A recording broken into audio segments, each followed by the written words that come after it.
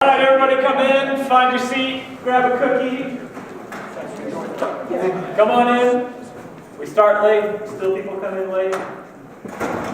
But we appreciate you being here. So thank you for coming to the AMS Colloquium. I'm your host, Paul Constantine. I'm an assistant professor in the Applied Math and Stats Department. Very excited today to have a joint AMS MME Colloquium and welcome Jim Warren from NIST to tell us about the Materials Genome Project there. But as always, we start with maybe some of the MME people don't know. We start our AMS Colloquium with our world-famous AMS Colloquium correspondents who are going to tell us about a couple of the professors in our faculty and in yours. So I give you Izzy Aguiar, arising, and Jessica Taters, arising. And I'll do this, and that, and this, and Jessica and Izzy. Hi everybody, I'm Jessica. I'm Izzy. We are both seniors in stats, for those of you who don't know us. And today we decided to profile one professor from the MME department and one professor from the AMS department to stay true to the joint colloquium. So, for the MME department, my best friend is in MME. And right away when we threw this idea out there, she was like, oh, do this, professor, he just won an award. So we looked more into it. Turns out he did recently win an award, but in addition to that, in 2010, the very own Barack Obama gave him the Presidential Award for Early Scientists and Engineers Award. So he's a very great scientist that we are lucky enough to have at Colorado School of Mines. We had the pleasure of sitting down with him and asking him more about the research that he does to get this award. So we asked him, as we like to ask most people about their research, how would you explain this to a room full of your peers? How would you explain this to a room full of mathematicians? And then how would you explain this to a room full of third graders? So when he answered it, it was really just like the mathematicians and the third graders were in the same group, which makes sense because I didn't know a lot of the chemistry, honestly. And so I'm really glad that it was in a relatable way that he explained it, and he did a really great job explaining it. So yeah, this is Dr. Ryan O'Hare. I forgot to say that. He's a professor in the MME department. And this is his research group. So his research group just recently wrote and published a paper in Science, and this research is what they won the award for. It's the ceramic, there's this fancy name, the American Ceramic Society's Ross Coffin Purdy Award. It's great, and it's because of the groundbreaking research they've been doing in fuel cells. So I asked him to explain, embarrassed, but I don't even know what a fuel cell is. But it's a lot like a battery in that batteries convert chemical reactions to electricity, but batteries contain all of their fuel self-contained. But fuel cells, the fuel comes from outside of the source, and this is great because you can have like infinite power if you want to, whereas batteries can die. As long as you keep feeding the power to the fuel cell, it can run. So this specific fuel cell that he and his team developed is super cool because, so the fuel cell works, you have an outside source of energy, it's usually hydrogen, but hydrogen isn't very common to find, it's kind of expensive to create, and they all thought it would be really great if they could have a fuel source that was more common, something like propane that we run our grills on, or butane that's in lighters. But existing fuel cells aren't efficient enough to work at such a low temperature. So he brought his research group into his office, and they all looked at a periodic table on the wall. We just sat down. And they picked out the elements. And I was like, how did you pick them out? He said that there was some chemical intuition there, which is still just magic to me.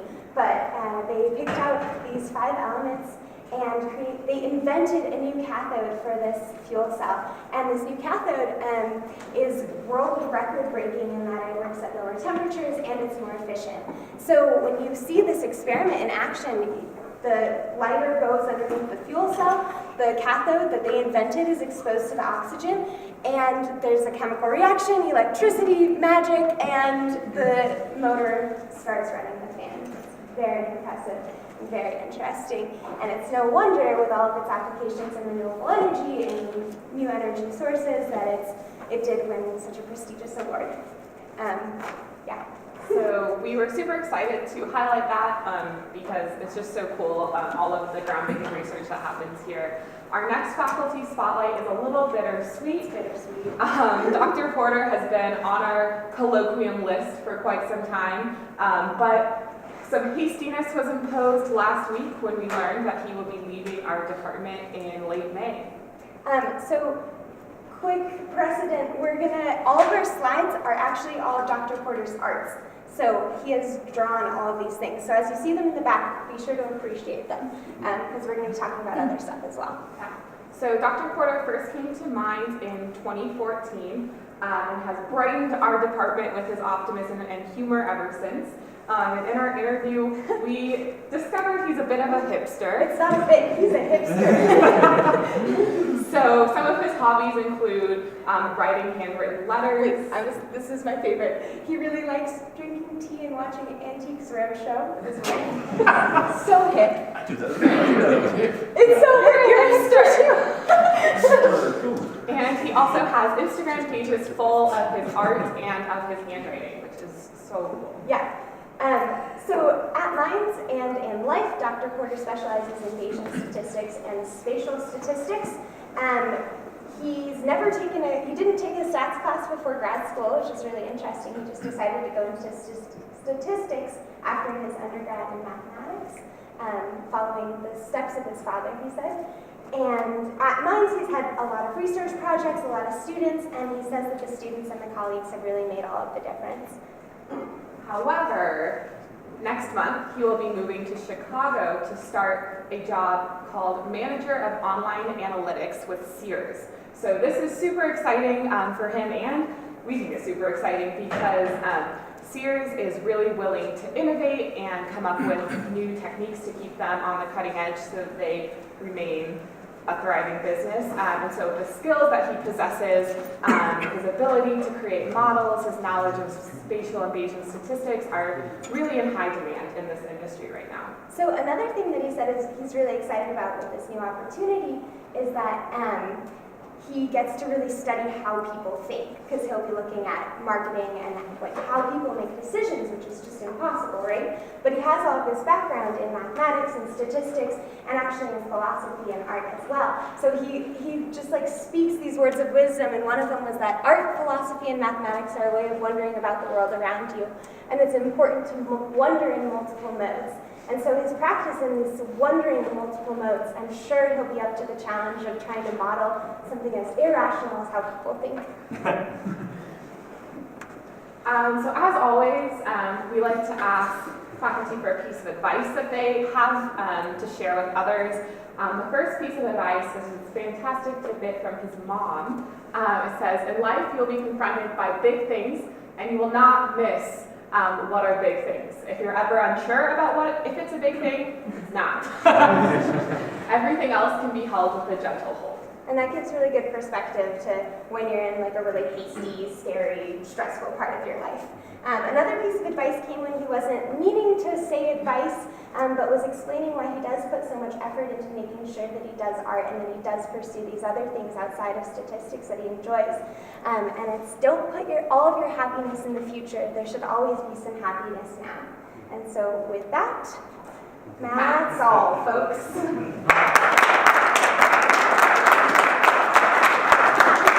Thank you, Jessica and Izzy, as they disappear.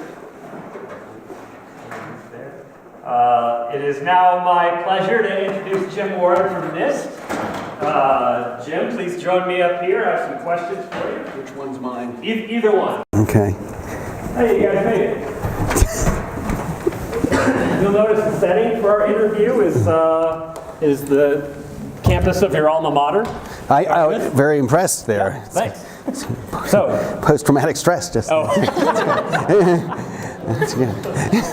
So Jim, thank you very much for visiting us at Colorado School of Mines for this special AMS MME Colloquium. You're the director of the Materials Genome Program at the National Institute for Standards and Technology. You've been there at NIST in a variety of roles since about 1992, including founding the Center for Theoretical and Computational Materials Science. You were elected as a fellow of the American Physical Society last year. Congratulations. Thanks. And today you'll tell us about the Materials Genome Program. So according to your CV, you've given over 150 talks, many related to the Materials Genome Initiative. So why are you so passionate about this initiative? Okay. Let's see. So I'm getting paid to do it. Okay. It's good. But no. So I've been worried about certain issues associated with dissemination of knowledge and the right way to do things in science, basically since I was a graduate student. And as a postdoc, as we were setting up that Center for Theoretical and Computational Materials Science, it bugged all of us a lot that the only way that we really got credit for the work that we did was by writing papers. And we knew that the codes that we were developing were way more valuable than the papers. And it really, really was one of these unfixable problems that we confronted. So we still went about our business of making sure we could share those codes and made it a huge piece of the portfolio of this center. At the same time, our managers were not certainly, they were pleased to see that and they allowed us to do that, but they weren't really rewarding us in any way for that. And that was just the way things were. They let us do it, which is better than in certain circumstances, right? So when the MGI came along, and we had been thinking about many of these issues for a long time, I jumped at the chance because I knew this was a chance to sort of really get some of my priorities in line with what could be potentially be U.S. government priorities. So cool. So speaking of the MGI, Materials Genome Initiative, the work there spans physics, materials science, computational modeling, data analysis, statistics. So what are some of the interdisciplinary challenges that arise in that space? Wow. Oh, and look, before I let you answer, did you check that your microphone's on? That was my role to say. Green. Awesome. Yes, very good. That's right. Green. So yeah, interdisciplinary challenges within MGI. MGI is almost inherently interdisciplinary. Of course, the definition of interdisciplinary is a moving target, right? Once something becomes established as best practice, it's no longer interdisciplinary, or typically isn't. So, right, material science and engineering departments are new ideas relative to some of the other older disciplines. Math, yeah. Physics, chemistry, right, whatever. What's really changed is, for example, if you were doing computational science in the 1970s, right, you had to, and if you wanted to do computational physics, you went and talked to computer scientists in a way that you probably don't have to nearly as much anymore, right? You get the computers, the tools are mostly there unless you're working absolute leadership class type of machines. It's commoditized in a certain sense, so you don't need the interdisciplinarity at the same level. That is not the case, though, for a number of areas that we're now growing into. So I was chatting with somebody about machine learning and these ideas. Huge fractions of material scientists don't even know what machine learning is. They certainly don't have informatics capability to talk necessarily about textual analysis of large corpus to do natural language processing on. So there are all of these potential tools out there that really scientists could take advantage of if the data is available, if the models are there. But until the data is there, then you can talk about machine learning, but then you also need to talk to information scientists, ontologies.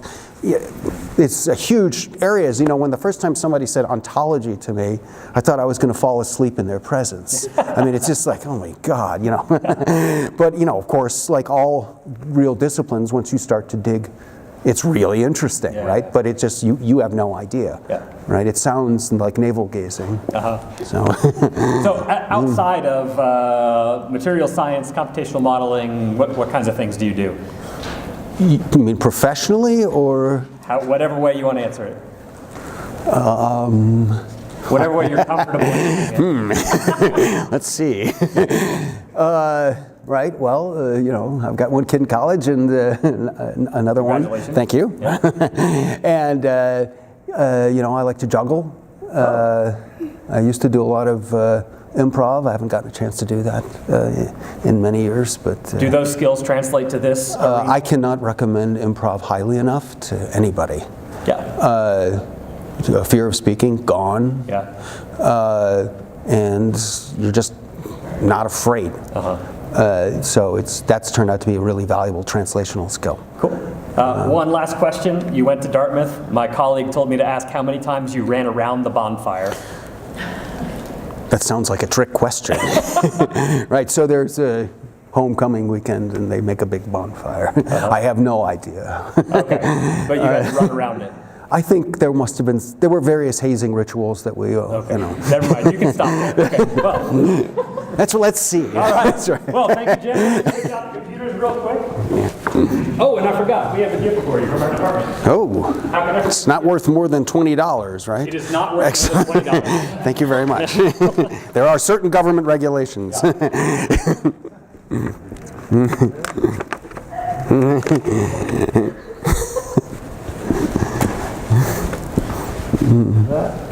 That, and it should be all set to go. Once you do passwords and... Okay, hopefully that doesn't echo, otherwise. All right. Jim Warren. I have to change my password soon. Okay. All right, what time is it? You have all the time in the world. They don't think that. Okay, so thank you very much for that unusual introduction. I've never had one like that. I've given this talk in various forms, lots. I'm not sure if it's 150 exactly or not, but it sure feels that way. Certainly it's more than 100. Each audience is different. So here, this is kind of interesting. It's a nearly impossible problem because you've given me both mathematicians and computer scientists and material scientists. So hopefully all of you will be confused by something, you know, and we'll see if I can provoke some discussion. I have put in a couple of things that I don't normally put in some of my overview talks because they're more fun. How many people out there have heard me speak? I see 1, 2. Okay, good. All right, so I'll sort of slow walk some of this stuff. Okay, so I've got nominally 30 minutes. We'll see how we do. It's going to be a challenge to fill that space or to stay in that line. So I'm going to tell you a little bit about NIST because probably some of you don't know a whole lot about it. Although at least you have the advantage here of Boulder's not too far away, so maybe you had a chance to see one of our 2 campuses. And then I'll also talk about what the MGI is, of course, and in a little bit of detail, and then tell you what we're really trying to do in my own organization. And then finally talk for a few minutes about how we're finally starting to hit some of the marks that we set for ourselves when the initiative started 5-6 years ago. Okay. So NIST. So there's some pretty pictures. So NIST goes way back to the founding of the country, and you can find this quote from Washington. Let's see which one's the laser. Is the top one there? Yep, there we go. Right, uniformity in the currency, weights and measures of the United States is an object of great importance, and will, I'm persuaded, be duly attended to, eventually. And if you read the Constitution, Congress shall have the power to fix the standards of weights and measures, Article 1, Section 8. And of course, everything is in some sense linked to these standards if you take a look. It took more than 100 years before the National Bureau of Standards was established in 1900. And this is downtown DC at the time. And this was the sort of founding quote in the document. I won't read that. NIST was really established in the wake of a huge number of train derailments that were occurring, and there were no standards, at that point, and there were a large number of metallic failures going on. And so, it was one of these sort of classic national need things, and so they set up the Bureau. We have a very good reputation technically, and arguably it's our technical reputation that drives what our whole mission space. So, we got a few Nobel Prizes now under our belts, and we have good, deep technical excellence, and really, really good metrology, right? Which is really what our game is. But also, it's for people who are interested, we're also known as this sort of neutral body. Our standards are not required. If we make a standard, you don't have to use it. I mean, look, we're on metric system, right? Have you noticed that everyone's not using the metric system? Okay. So, that's sort of where we are. But at the same time, we try to work with industry, work with companies to make sure that where standards could be useful for the conduction of business, they're in place and they can adopt them if they want. Okay. So in terms of our basic facts, I mean, as I said, this area knows better, right? We have about 3,000 employees, and about half of them, no, excuse me, 2/3 of them are in Gaithersburg, and 1/3 of them are basically here in Boulder. And then of those employees, about half of those are technical. Okay, so you get a sense of our scale, and that's the budget. So we're about $700 million for research. So compared to a lot of, like, say, the national labs, the DOE labs, we're really small. So we generate a lot of different kinds of products. You may have heard of some of the more sort of boring sounding documentary standards, all of these documents that establish standards. But we also generate a whole lot of other kinds of things. There are these standard reference materials. So if you need to calibrate an X-ray machine, how do you know it's right? So we make a thing, right, that you can put in the X-ray machine and calibrate that machine. Or if you get a cholesterol test, how do you know it's right? Right, we have a standard thing for your cholesterol test, right? We make thousands of these types of things, and these are a statement in a certain sense of our lack of understanding of a system, right? So instead of saying we understand it, we say here's this thing, right? Use that to calibrate, okay? If you really understand it well, then, right, you can just use a model or something like that, and I'll talk a little bit more about that in a bit. But in particular, we also generate a whole lot of standard reference data products, and it's this space of our ability to generate really high quality data and disseminate it, and we have a lot of experience there that is going to deeply connect us to the MGI. Okay, so here we go. All right, so first, what the heck is the MGI? Maybe you haven't heard of it, and what's going on there. So in 2011, and this slide used to have a big picture of Obama. Don't do that anymore. So the initiative was rolled out in June 2011, and its idea is to decrease the time to market by 50% for the introduction of new materials into a manufactured material. Into a manufactured product, excuse me. And so how do you do that, right? There are other ways to speed this thing up, right? You could lower costs by manipulating the uranium market or something like that. I don't know. We're going to do something different, right? What we're going to do is try to develop a materials innovation infrastructure, and by that, of course, we just mean trivially computational tools, experimental tools, and digital data. That is this infrastructure. And if you do that and you do it well and integrate it well, you'll get good things like human health and welfare, clean energy, national security applications, and of course, all of this rests on equipping a workforce. And I can't emphasize this enough, particularly in a university. Okay? A huge fraction of this infrastructure is effectively published or created. It's infrastructural. That means basically anybody can use it, including our competitors, whoever those are. Okay? So how do you win? Right? It's this. Okay? We need to have the people that can take advantage of this. Right? That's how we, as a country, can excel using these tools. Okay, so people tend to think of the materials discovery problem in the implementation of some kind of materials design, but of course the MGI has to really, in principle, cover this whole freaking space. Now this is a hard thing. Okay, so yeah, a lot of the energy right now I'd say is going down in these spaces, but we want to get all the way out, and a lot of the energy now is in this area here. So I'll talk a little bit about this. But I'm going to back up for a second because there are mathematicians here.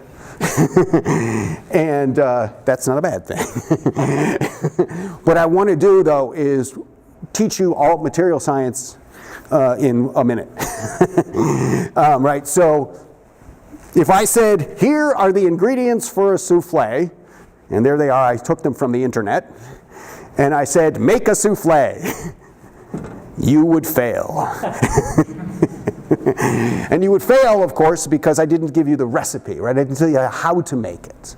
And so a souffle is much more than the composition of its parts. A souffle is, in fact, a reflection of both what it's made of and how it was made. And this is true for all materials, right? It's the central paradigm of materials research, which is that I need to tell you both, so we know what materials research is. It's how do you make materials, right? But I need to tell you how it's made, its composition, its ingredients, and its processing, that is its recipe. Okay, and it is the fusion of these two that determines whether or not, determines the structure of this system, right? It determines whether or not you have a souffle or a burned lump or whatever it is that you have in your oven, and what its properties are. That is it delicious and fluffy, or is it charcoal, or whatever? Okay, so that's there. Now you have a degree in material science, right? So the challenge here is to design new materials from existing knowledge without resorting to raw Edisonian repetitive. So if you try to figure out the recipe for souffle by iteration, you would be doing classic material science, or the way, blacksmiths of old probably worked out a lot of their hardening processes or whatever it is. So we want to do better than that. Okay, so the basic idea here is, in general, all materials properties depend on how they were made, their history. Okay, and I left out a nice slide that just shows you two pieces of steel, exactly the same composition, depending on their heat treatment, their internal structures are completely different. Okay, so this is a slide, and slides like it, that people in my business have been showing for decades. At least this part here. Sometimes you'll see it on a diagonal. But basically, you start down at the quantum level, and you work your way up the length scales to a car or something else that you think is important. And the idea is somehow we're going to link all these scales and design a car. Easy, right? So that's a hard problem, multi-scale modeling. And the MGI is more than that. This is a non-trivial thing to do all by itself, but there's really something missing from this story, and often the way it's told, which is there's an awful lot of inputs. Okay, this thing has a huge amount of data that you need to feed it to actually make sense of it. You just don't start here and do the integrals. Okay, it's not happening. And in general, you don't have the time, right? This is hard. Okay, so you would want to start as far up this chain as you can to get to this. You want materials with targeted properties. Okay, but you also need to make decisions about what models you're going to put in here. How do you know which simulations to run, for example? And then you've got to put in experimental data, you've got to put in models, and then you're probably going to have to iterate this a bunch of times and run the simulations to try to get here. So that's the goal. Okay, so that's, in principle, what we're trying to make happen. And this is just another way of saying we're going to try to create and capture knowledge of materials and encapsulate that in the best and most useful ways that we can. Okay, so these ideas are not terribly new. And so there's a long history leading up to the MGI. And so here's some reports all the way back in the 80s going, into this neat project that was funded by DARPA called the Accelerated Insertion of Materials, 1999. There was a nice report on integrated computational materials engineering that came out in 2008. And this one we leaned very heavily on when we developed the white paper for the MGI. It was only a few years old when we had written the first white paper. And of course, this line, and I should say I give credit to Tressa Pollack from Santa Barbara for this slide. It's a good one. And this tracks, by the way, of course, increases in computational power. So if someone asks you, why the MGI now? What's going on? I would mostly say, well, it's obvious. Okay, but if you want to go beyond that and say something more powerful, you would say, well, we can do it now. We can really impact with these ideas now, whereas before it was much more incremental. Okay, the computers are really getting there. And I like to show this slide just to, not just because it's Apple and it's kind of cool, right? Everyone knows what an Apple Watch is. But all of these steels and aluminums were actually designed using processes that are very MGI-like in their style. And they developed these new alloys in a couple of years instead of the typical 10 to 15. And that's because they were able to incorporate technologies that had been developed elsewhere that explicitly use this kind of modeling approaches and that we're using. So I just want to point this out. It's really weird to see Johnny Ive talking about his metallurgists and all of the materials design processes that he's now using. You'd have to dig to go find the Apple Watch videos, but it was pretty awesome. So there's a company that's using them. So why do we have an initiative on this if companies are already doing it? Well, that's a good idea, right? Well, the ideas aren't new, okay? But the problem is they're really expensive, okay? So the typical investment for a company to really get this program in place right now is about $5 million a year. You really need a large team of people. So that means only multi-billion-dollar companies basically are doing it. The idea is to see if we can lower those barriers to the extent that a small shop can start to do these things. Now, we're not going to do that all at once, but the lower we get that barrier, the more people that can take advantage of these technologies, the more productive we can be in this space, okay? So that's where we are. So what the heck is an initiative, right? Right? You've heard of the National Nanotechnology Initiative, the Brain Initiative, maybe the Precision Medicine Initiative recently. What is an initiative? An initiative is just a statement by the executive that the agencies of the government should work together on something. There does not have to be any money in it at all. Right? Congress decides the money piece, right? And so NNI started, under Clinton, went through Bush, went through Obama, still continuing now. Okay, MGI started in 2011 and still continuing. Okay, and there's really no reason for it to stop. In fact, it would be insane to stop. Okay, so what the agencies are then doing is meeting to try and coordinate to make different missions of the different agencies align in ways that we can get something done, right? So the main players right now are NIST, NSF, all the branches of DoD, and a number of parts of DOE, plus a bit of a play from NASA as well, okay? And we try to coordinate and make things happen. And we have a website. It's not spectacular. I have to mention the new administration. This is an unusual time that we're in. At the same time, this is an activity that a large number of our competitors are already engaged in. This is a competitive advantage that we will definitely continue to do. I just don't see it going away.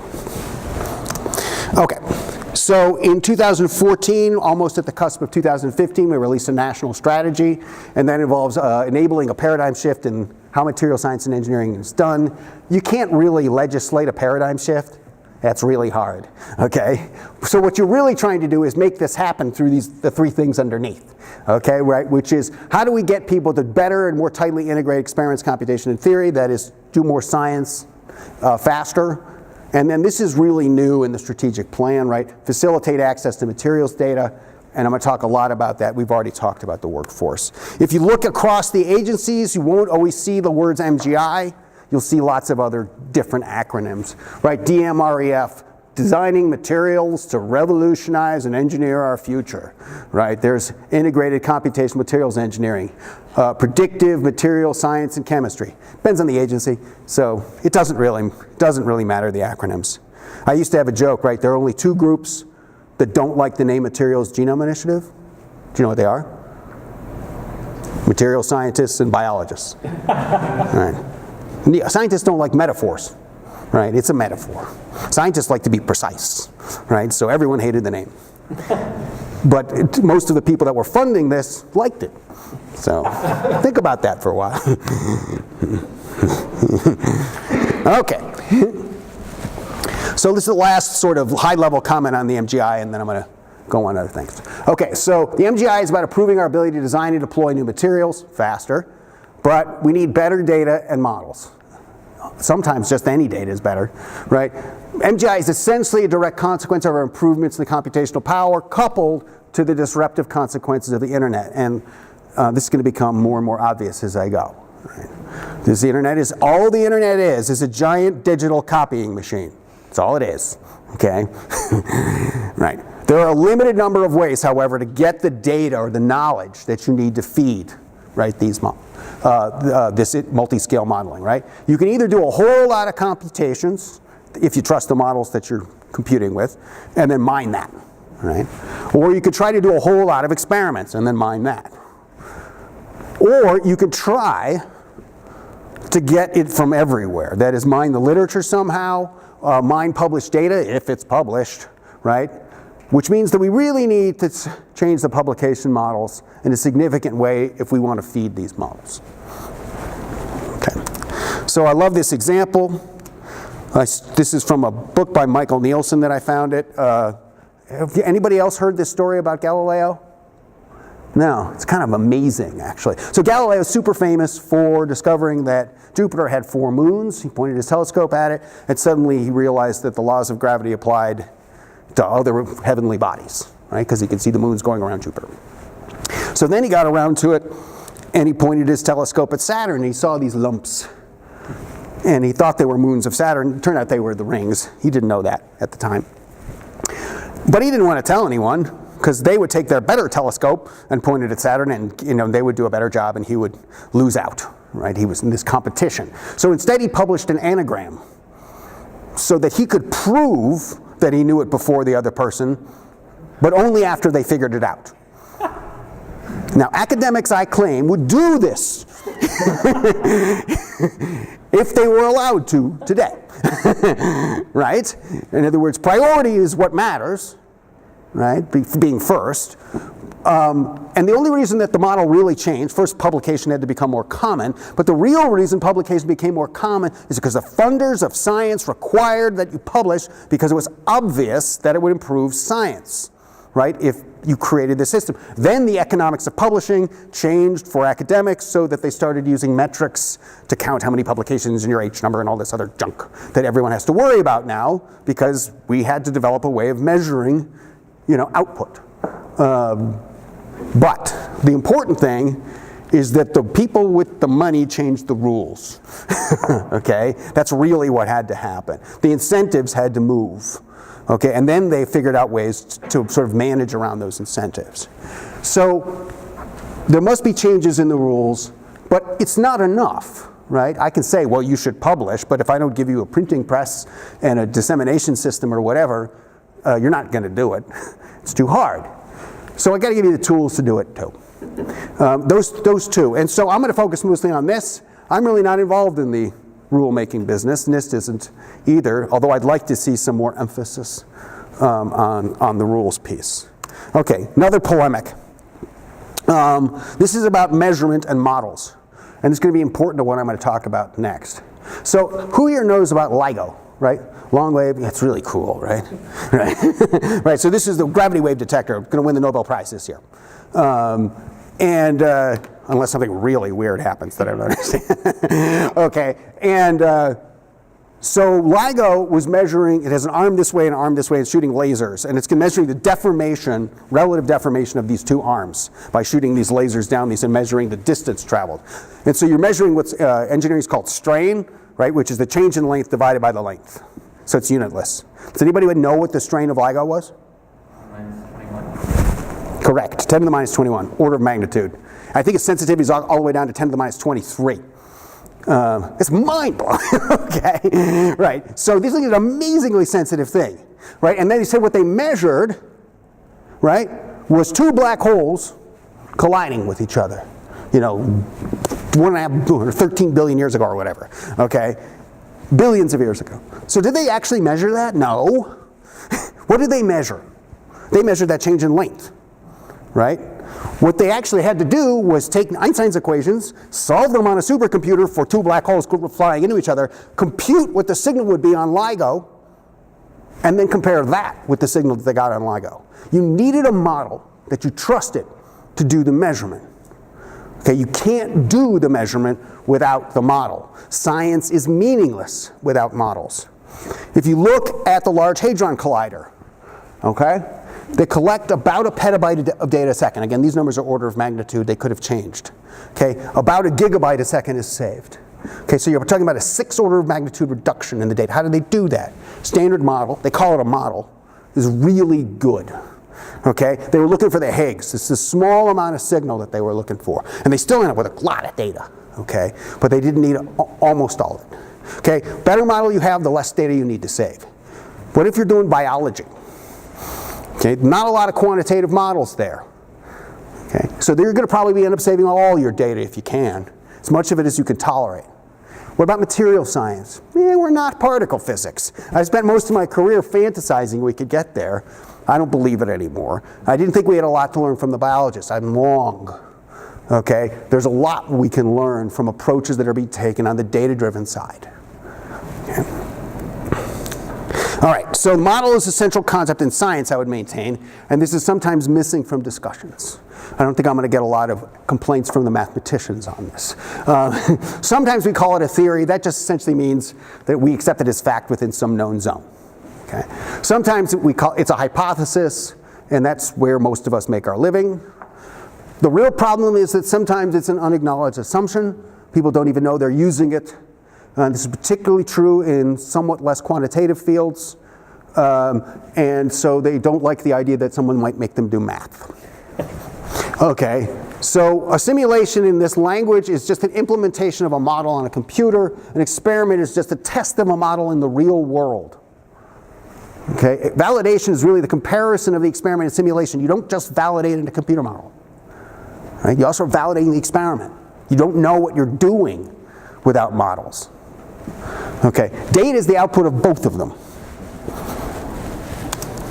Okay, so what should we be doing about this? Okay, right? Science is this iteration of models and experiments, each one getting better and smarter and better as we approach some kind of limit. Right? So if I tell you I want to publish, what should we publish? Right? We should be disseminating the measured stuff, right? But we should also be telling you what models we used, right? Because otherwise I don't know how you made that measurement. And I should also be telling you what raw data is. Because if I get a better model, I'd like to go back to your data, okay, and prove things.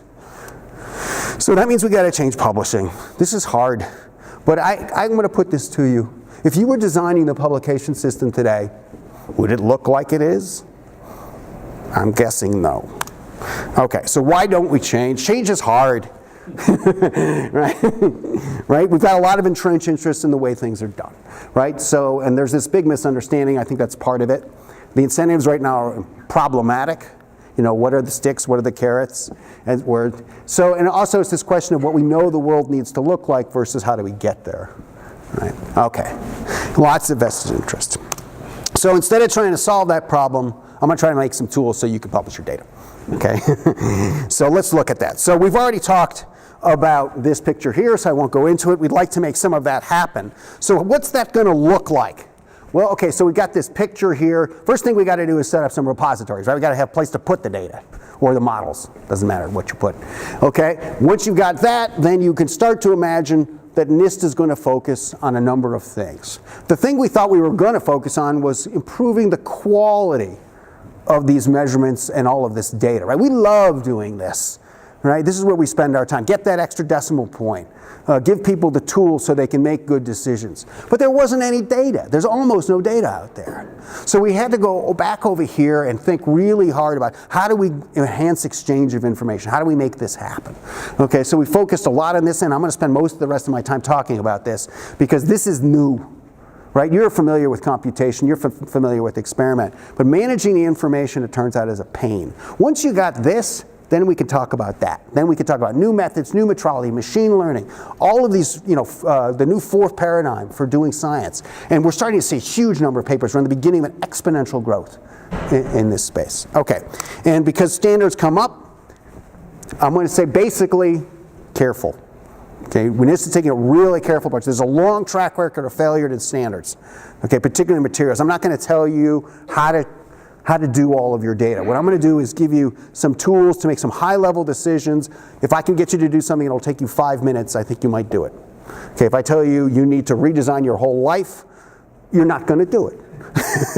Right? So in terms of getting high-level standards, we're focusing on that. The low-level stuff is sort of a subterfuge game where we're trying to work little areas, and I'll talk a little bit about that. Okay, so we have activities at NIST in all these areas. If you want my talk, send me an email. I will get you my talk. Okay, because I'm not going to have nearly enough time, right? I'm only halfway through the talk, and I'm going to finish in 10 minutes because I promised. Okay, so, and I really want to show this. So I want to show this video because it's awesome, and it takes 5 minutes. So hopefully it'll work. Hello. Yep. My name is Dr. Judy. I'm an oncologist at NYU School of Medicine. Hello, Dr. Judy. Good night. I read your article on self-ownership. I think that I could use the data for my work on pancreatic cancer.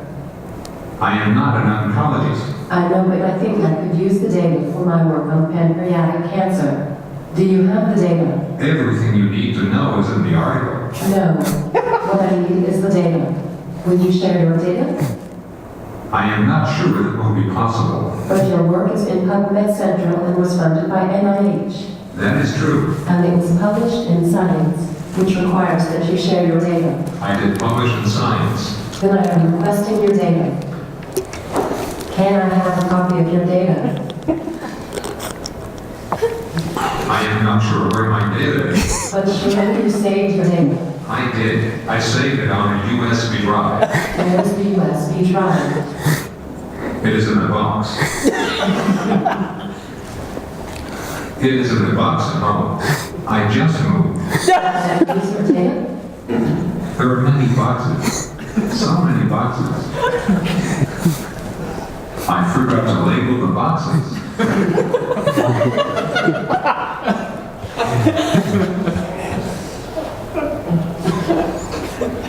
Hello again. Thank you for sending me a copy of your data on a USB drive. I received the envelope yesterday. You are welcome, but I will need that back when you are finished. That is my only copy. I did have a question. What is your question? You might find the answer in my article. No.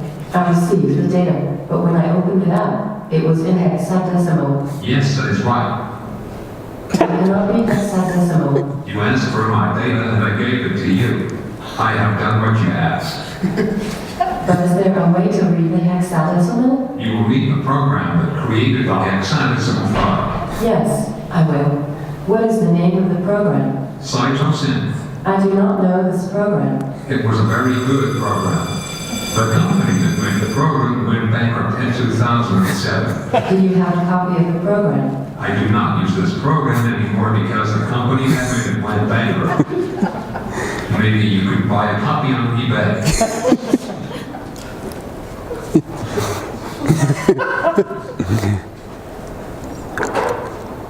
I have good news. You again. I talked to my colleague. She knew a person with a copy of the software. Then why do you need me? Everything you need to know about the data is in the article. I opened the data and I could not understand it. If you have the program, you will find it is clear. Well, I noticed that you called your data fields SAM. Is that an abbreviation? Yes, it is an abbreviation of my co-author's name. His name is Samuel Lee. We call him Sam. I see. And what is the content of the field called SAM1? Ah, yes. Sam1 is the level of CFCR4 expression. And what is the content of the field called SAM2? That is logical if you think about it. What is the content of the field called SAM2? I don't remember. SAM3. Is there a guide to the data anywhere? Yes, of course. It is the article that is published in Science. The article does not tell me what the field names mean. Is there any record of what these field names mean? Yes. My co-author knows what the content of SAM2 is and SAM3. And SAM4. Can I talk to your co-author? I'm not sure. I would very much like to talk to your co-author. Well, he was a graduate student. He went back to China 2 years ago. Can I have his contact information? He is in China. His name is Sam Lee. I think I cannot use your name. You can check the article to see if what you need is there. Please stop talking now.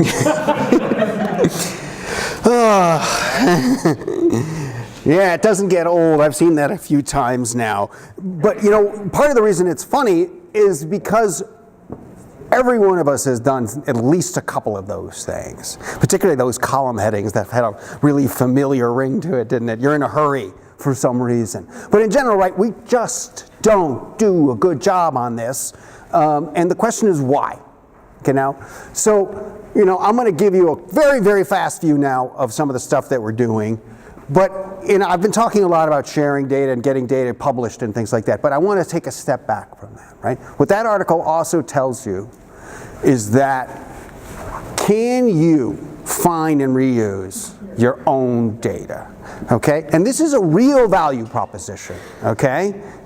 If you can't do this, I mean, if you can do this, you are it, you're 99% of the way there, okay? And there's a real value for researchers. You've run a large research lab, can you figure out what your postdoc did, right? Can somebody tell you, right, a year later, right, exactly, right, this is it, okay? We need to do a better job here, and we know we can, but it takes some real work, okay? So we need to figure out how to get the data into the system, bank it, get it out, find it, check it, and then use it, okay? And you know, we all know what we'd like it to be, right? We want it to be something like Google, right? And we've tried it before, right? You go and you search, and it doesn't work basically now, right? So the question is, you know, sometimes you get lucky, you find a few things. So, you know, we need to feed these models. So the vision we have is stolen, okay? There are some communities that have done an amazing job, and in particular, the astronomy community.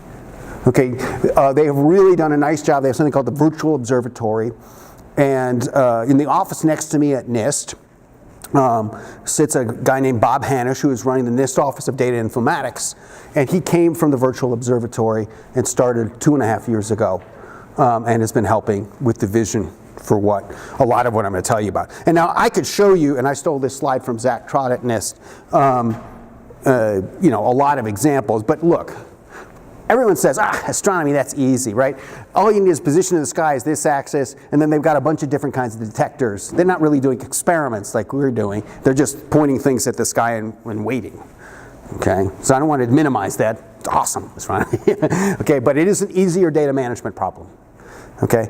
But material science, while it's a mess, we got all this processing that I was talking about, it's not infinite. It's just big. It's huge, okay? So pick a square and get to work. Okay, we got a lot of work to do, and that's why I'm not afraid to share any of this, all of our ideas, all our tech. You know, we have a huge problem to solve. Okay, and so some of these boxes are going to be easier, and some are harder. But it is a defined and tractable problem, and it will take a long time to solve all of it.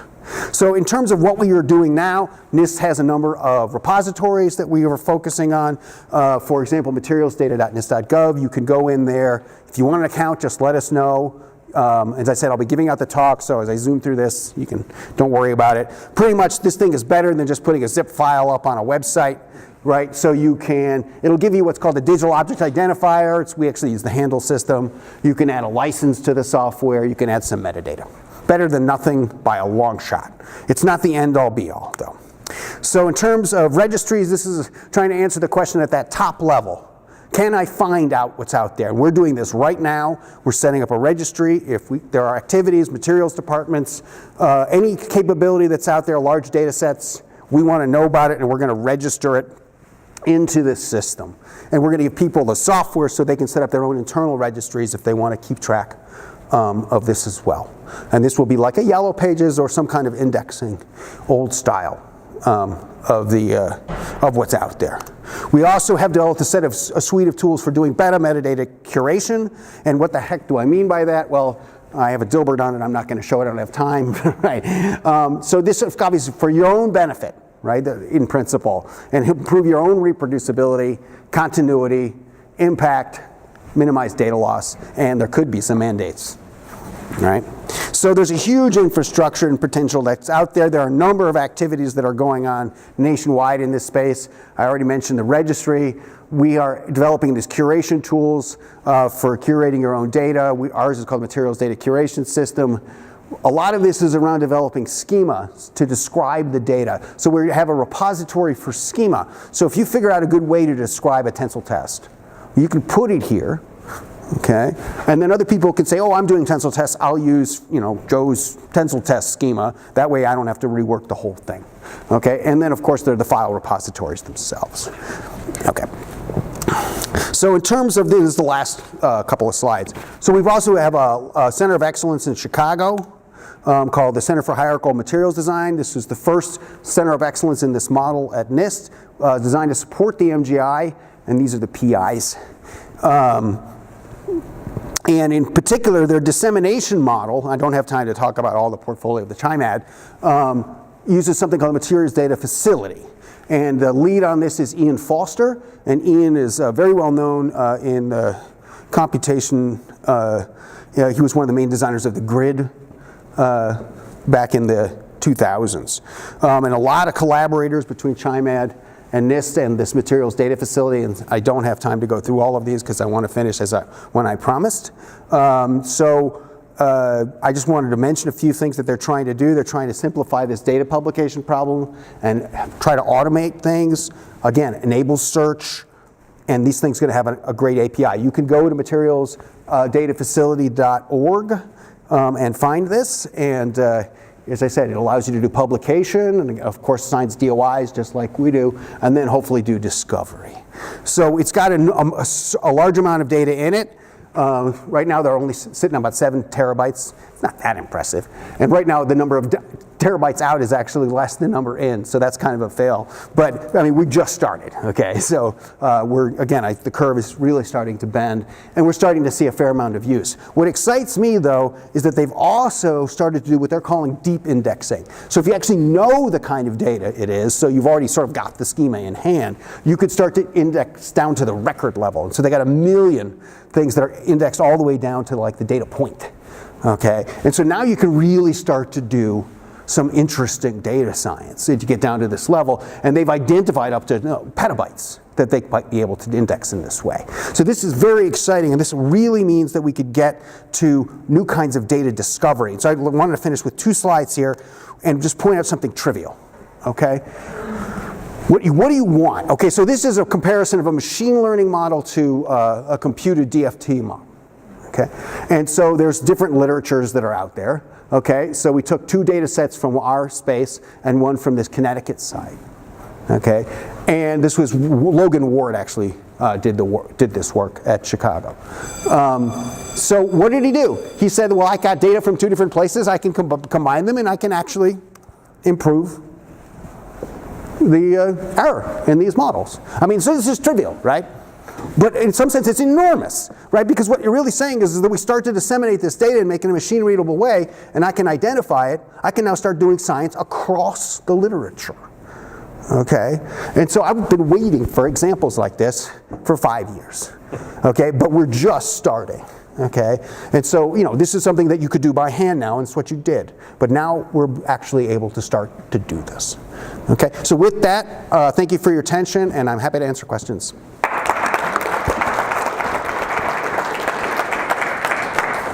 Take a couple minutes for questions. Jeff? So getting along with this machine learning example, so say you have some quantity of interest. How many inputs to that quantity of interest do you think are involved, and how do you collate all that? I'm not exactly sure what your question is. So you've got 2 axes on that plot, right? You have some force and something else. Obviously, this is heavy reduction. I took a huge risk by putting up somebody else's data, right? I'm just asking, in the context of machine learning, you got some input, you got some output, you build a model between them. Mm-hmm. How many inputs do you think you'd be interested in working with? You mean what's like conductivity of copper as a function of temperature? It depends on impurities in the copper. So you've got all these. Sure. So could I get copper with all these different permutations and then fit a model to copper conductivity? I mean, in principle, right? The question is how much data is out there, right? Yes. And so, I mean, in general, this is a question about money, investment, and where we're going to put you know, how good are the models eventually going to get, right? We're still at the beginning of this curve, okay? So high throughput experiment is going to be critical to a huge fraction of this, because a large number of the experiments that people say they want done aren't interesting from a research point of view. They're just not sexy, right? So instead what you've got to do is turn it into something where you can just basically grind them out really fast, and it might be crap measurement, but it's better than nothing, okay? And it might be good enough to feed one of these models and get you something close, okay? So you've got a sort of different approach to the data, and then maybe you need to then, after you do crap, hone in on a certain area, and then maybe do some more, and then of course then you're talking real money. So it's going to be one of these games where the tools start to allow us to dial in on what's technologically interesting, and that will hopefully start to address the question of just how much information do I actually need? Because of course the answer is I don't know, right? It's going to be very problem dependent. But that doesn't mean it's a bad question. It just means that the right way to do this is to try to minimize the amount of experiments or simulations you have to do yourself. That's all.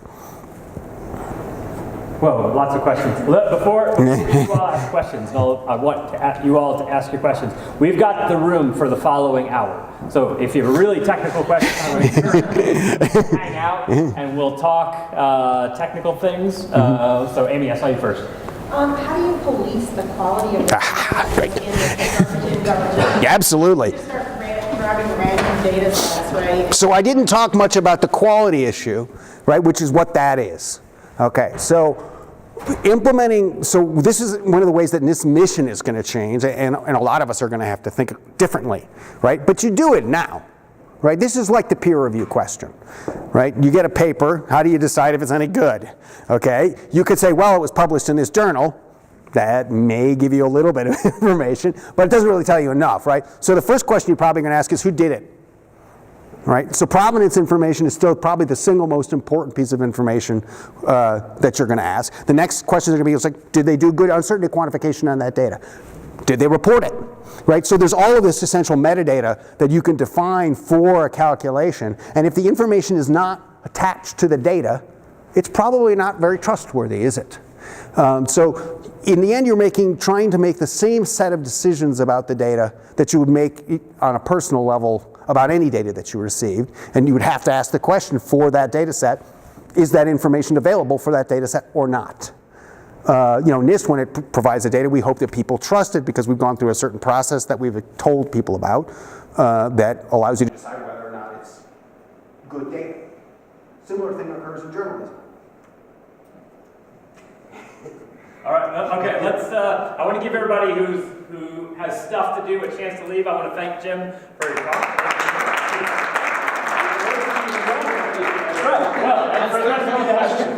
Yeah. So, Jim, how do we make measurements of reference data sexy? How do we make measurements of reference, good quality reference data that you can build proper models from? How do we make that sexy? Because no one is interested in actually doing that. That's be an easy question. No, but I can tell you where I come from. I'm building models, and whenever I ask the literature, give me good ionization potentials of solids, or Fermi, or work functions, you find 10 numbers. Right, so what we were talking about. Thank you. That's still hard, right? So as I told you what my vision is likely, right? Which is that the answer is going to be you're not going to get good data. You're just not. So what we need to do is figure out how to use bad data. Okay? It's more intelligent. I think that's actually the right answer, because unless you figured out a way to get supermodels involved or something, I don't see it happening. It's just not going to happen. Okay? That's not how it's funded. Yeah. And you don't foresee any change in that? No. Or no, what you want to do is get the community to focus on lowering the cost for doing the kinds of experiments that you do. Right? So that you could just do them. Right? To whatever quality you're willing to tolerate. Whether that's, your home neutron source. I mean, what's it going to look like? I mean, we're going to have to start focusing on, what kinds of metrology we need high throughput on commodity technology.